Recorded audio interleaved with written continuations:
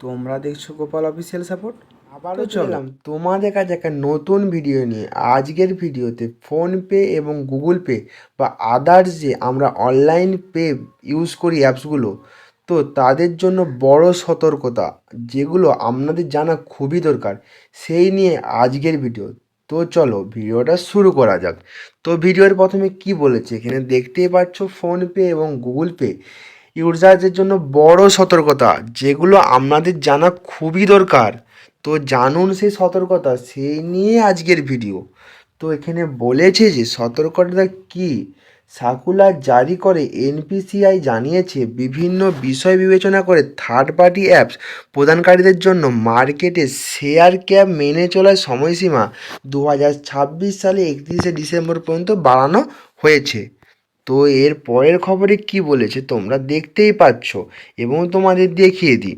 এখানে বলেছে UPI UPI অ্যাপসগুলোর জন্য মার্কেটে শেয়ার ক্যাপ প্রয়োগের সময়সীমা আরও 2 বছর বাড়ানোর সিদ্ধান্ত নিয়েছে national payment corporation of India. তো এখানে ন্যাশনাল পেমেন্ট কর্পোরেশন অফ ইন্ডিয়াতে আপাতত ফোনপে গুগল পের মতো প্ল্যাটফর্মগুলোর জন্য সত্যির খবর। মঙ্গলবার সার্কুলার জারি করে এনপিসিআই জানিয়েছে বিভিন্ন বিষয় বিবেচনা করে থার্ড পার্টি অ্যাপ প্রদানকারীদের জন্য মার্কেটে শেয়ার ক্যাপ মেনে চলার সময়সীমা 2026 সালে 31শে ডিসেম্বর পর্যন্ত বাড়ানো হয়েছে। উল্লেখযোগ্য, এই নিয়ে তৃতীয়বার সময়সীমা বাড়ানো হলো। তারপরে এখানে কী বলে দেখিয়ে দিচ্ছি তোমাদের কাছে। তারপরে বলেছে 2020 সালে প্রথমবার মার্কেট শেয়ার ক্যাপ প্রস্তাব দেওয়া হয়েছিল। এর উদ্দেশ্য ছিল ইউপিআই পেমেন্ট অ্যাপসগুলোকে 30% মার্কেট ক্যাপের মধ্যে বেঁধে রাখা, ফলে কোনো অ্যাপ একচেটিয়াভাবে বাজার দখল করতে পারবে না, প্রতিযোগিতা বজায় থাকবে। তো এখানে বলতে চাচ্ছি যে সব এক সমানভাবে তারা বাজারটা দখল করে রাখবে। তো তারপরে কি বলেছে, তারপরে বলেছে ইউনিফাইড পেমেন্ট ইন্টারসেপ বা ইউসিপিআই পরিচালনা করে national payment corporation of India বা এনপিসিআই। তো তার আগে তোমাদের কাছে একটা ছোট কথা বলে দিই যে তোমরা যারা ভিডিওটা দেখছো এবং তারা অবশ্যই যদি ভালো লেগে থাকে একটা শেয়ার করে কমেন্ট করবেন এবং সাবস্ক্রাইব করে পাশে থাকা বেল নোটিফিকেশনটি অন করে দেবেন, এরকমই নিত্য নতুন ভিডিও সবার আগে তোমাদের কাছে পৌঁছাবার জন্য। তো যারা অলরেডি সাবস্ক্রাইব করেছে তাদেরকে অসংখ্য ধন্যবাদ। তো চলো বেশি কথা না বাড়িয়ে পরের টপিকে যাওয়া যায়। তো এখানে বলেছে মাধ্যমে রিয়েল টাইম পেমেন্ট করতে পারবেন ইউজাররা। এখন কোনো অ্যাপস 30% সীমার মধ্যে রয়েছে কিনা তা কীভাবে জানা যাবে।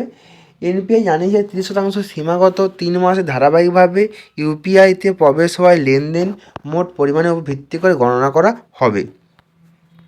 তারপরে বলেছে যে 20% অনুযায়ী বর্তমানে ফোনপের মার্কেট শেয়ার 47.8%, গুগল পে 37%, 80% বেশি ইউপিআই লেনদেন।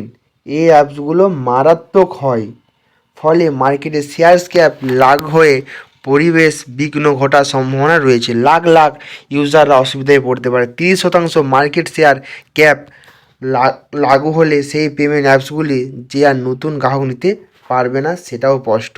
তো এখানে জানিয়ে দিয়েছে যদি 30%-র বেশি মার্কেট অ্যাপস পেমেন্ট অ্যাপগুলো যদি নতুন গ্রাহক নিতে পারবে না, যদি বেশি আমরা ইউপিআই ইউজ করি, তাহলে বিঘ্ন ঘটার সম্ভাবনা এখানে রয়েছে।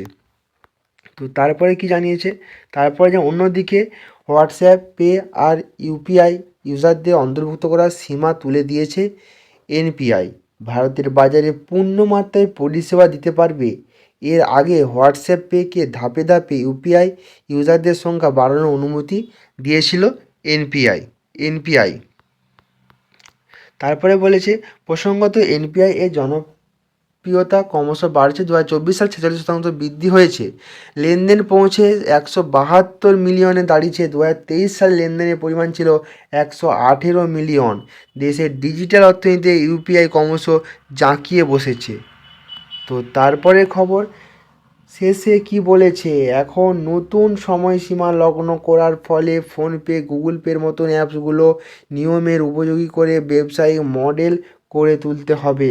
নতুন কোম্পানি বাজারে আসবে, প্রতিযোগিতা বাড়বে, গ্রাহকরাও আরও ভালো পরিষেবা পাবেন, এমনটাই জানিয়েছেন এনপিআই। তো এখানে একটা খুবই খুশির খবর। তো এখানে তোমাদের বাজারে আবার একটা নতুনভাবে কিছু অ্যাপস আসতে চলেছে, যেটা প্রতিযোগিতা বাড়বে এবং ভালো পরিষেবা দেবে। এই ছিল আজকের ভিডিও।